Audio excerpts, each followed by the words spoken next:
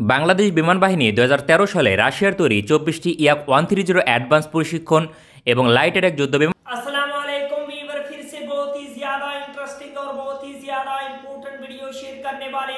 याक 130 वार में कितना ज्यादा बांग्लादेश की एयरफोर्स के लिए मौसर है, कितना ज्यादा फायदेमंद दे सकता है किसी भी वार में बांग्लादेश की एयरफोर्स को, आज की वीडियो में जानने की कोशिश करेंगे। बहुत ही ज्यादा इंपॉर्टेंट वीडियो है। अभी तक आप लोगों ने हमारे चैनल को सब्सक्राइब नहीं किया हुआ तो जल्दी से हमारे चैनल को सब्सक्राइब कर लीजिएगा। Without wasting any time video को स्टार्ट करते हैं।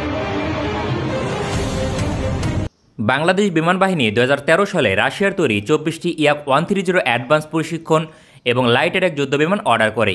কিন্তু যুদ্ধক্ষেত্রে কতটা কার্যকর রাশিয়ার ইয়াক-130 লাইট অ্যাটাক ফাইটার, এই বিষয়টি তুলে ধরব আজকের প্রতিবেদনে। তৎকালীন সময় এই চুক্তির আর্থিক মূল্য ছিল $800 মিলিয়ন। রাশিয়ার সকল আধুনিক ফাইটারকে পরিচালনার জন্য প্রশিক্ষণ প্রদান করে ইয়াক-130 অ্যাডভান্স প্রশিক্ষণ বিমান।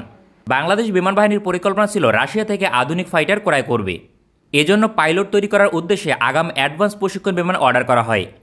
2017 সালে রাশিয়া থেকে SU-30 ক্রয় করার জন্য টেন্ডার দেয় প্রতিরক্ষা দপ্তর। কিন্তু হঠাৎ করে মার্কিন নিষেধাজ্ঞা সবকিছু বদলে দেয়। রাশিয়ার সমরাস্ত্র শিল্পের উপর অবরোধ আরোপ করে মার্কিন যুক্তরাষ্ট্র। এই নিষেধাজ্ঞা অমান্য করে যে দেশ রাশিয়া থেকে ভারী সমরাস্ত্র ক্রয় করবে ওই দেশের উপর অর্থনৈতিক নিষেধাজ্ঞা আরোপ করবে মার্কিন যুক্তরাষ্ট্র। বাংলাদেশের প্রধান রপ্তানি গন্তব্য মার্কিন যুক্তরাষ্ট্রের বাজার, এজন্য অবরোধ উপেক্ষা করা সম্ভব হয়নি। বাংলাদেশ রাশিয়া থেকে ভারী সমরাস্ত্র ক্রয় স্থগিত করে। $800 মিলিয়ন বিনিময়ে 24টি ইয়াক-130 অ্যাডভান্স প্রশিক্ষণ এবং লাইট অ্যাটাক যুদ্ধ বিমান অর্ডার করলেও পরবর্তীতে অতিরিক্ত 6টির চুক্তি বাতিল করে। 2015 সালে রাশিয়া 16টি বিমান ডেলিভারি দেয়। বাংলাদেশ যেহেতু নিষেধাজ্ঞা থাকায় রাশিয়া থেকে যুদ্ধ বিমান ক্রয় করতে পারবে না, তাই অতিরিক্ত অ্যাডভান্স প্রশিক্ষণ বিমান ক্রয় চুক্তি বাতিল করে। 2017 সালে বাংলাদেশ এয়ারফোর্সের 3টি ইয়াক-130 অ্যাডভান্স প্রশিক্ষণ বিমান বিধ্বস্ত হয়। এর মাঝে 2টি ধ্বংস হয় পাইলটের ভুলে এবং একটি যান্ত্রিক ত্রুটির কারণে।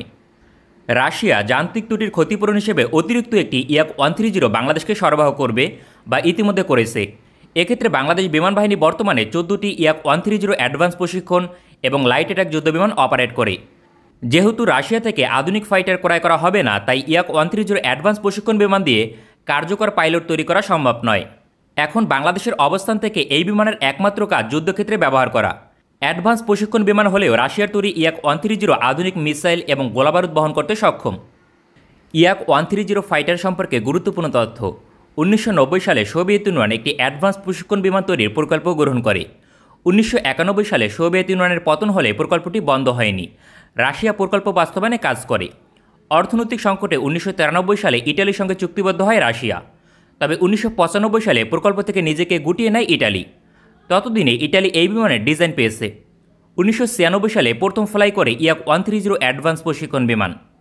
2010 সালে রাশিয়ার বিমান বাহিনীতে অন্তর্ভুক্ত হয়। বিমানটি পরিচালনায় 2 জন পাইলটের প্রয়োজন হয়।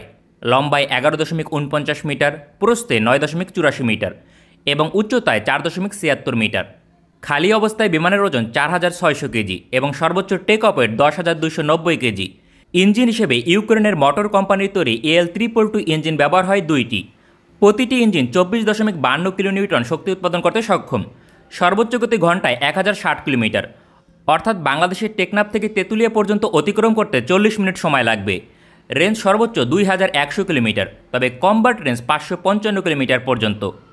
সার্ভিস সিলিং 12,500 মিটার, অর্থাৎ সর্বোচ্চ 41,000 ফিট উচ্চতায় উড্ডয়ন করতে সক্ষম। রাশিয়ার তৈরি ইয়াক-130 অ্যাডভান্স প্রশিক্ষণ বিমানে অস্ত্র বহনের জন্য রয়েছে 9টি হার্ড পয়েন্ট, যেখানে সর্বোচ্চ 3000 কেজি মিসাইল এবং বোমা বহনে সক্ষম। অস্ত্র বহনের দিক থেকে বাংলাদেশ বিমান বাহিনীর F-7 ফাইটার থেকে এগিয়ে রয়েছে। একসঙ্গে সর্বোচ্চ 20টি এসিড রকেট বহন করতে সক্ষম, যা 80 মিলিমিটার অথবা 122 মিলিমিটার 13টি রকেট ফায়ার করতে সক্ষম। বোমা হিসেবে 500 কেজি ওজনের 2টি কাপ 500 গাইডেড বোমা বহন করতে সক্ষম। যুদ্ধক্ষেত্রে ব্যাপক কার্যকর এই বোমা একবার নিক্ষেপ করলে লক্ষ্যবস্তুতে আঘাত করবে, কারণ ফায়ার অ্যান্ড ফরগেট ফ্যাসিলিটি রয়েছে। এছাড়াও 250 কেজি ওজনের 4টি M62 বোমা বহনে সক্ষম। পাশাপাশি 4টি 354 কেজি ওজনের JB500 বোমা বহন করে, যা ব্যাপক ধ্বংসযোগ্য চালাতে সক্ষম।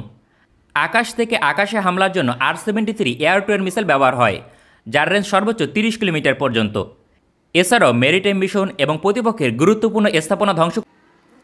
तो वीवर, आप लोगों ने देख लिया कितनी ज्यादा पावरफुल किस्म का याक 130 फाइटर जेट है। बांग्लादेश की एयरफोर्स को कितनी ज्यादा पावर प्रोवाइड करता है और बांग्लादेश की एयरफोर्स में इस फाइटर जेट का क्या रोल है। किसी भी वार में खुदा न खास्ता अगर कोई वार होती तो उसमें बांग्लादेश की एयरफोर्स के लिए ये कौन सा रोल अदा कर सकता है, आप लोगों ने वीडियो में देख लिया। बहुत ही ज्यादा वेरी इंपॉर्टेंट वीडियो थी। अभी तक आप लोगों ने हमारे चैनल को सब्सक्राइब नहीं किया हुआ, जल्दी से हमारे चैनल को सब्सक्राइब कर लीजिएगा। मिलते हैं आपसे नेक्स्ट वीडियो में इंशाल्लाह, तब तक के लिए।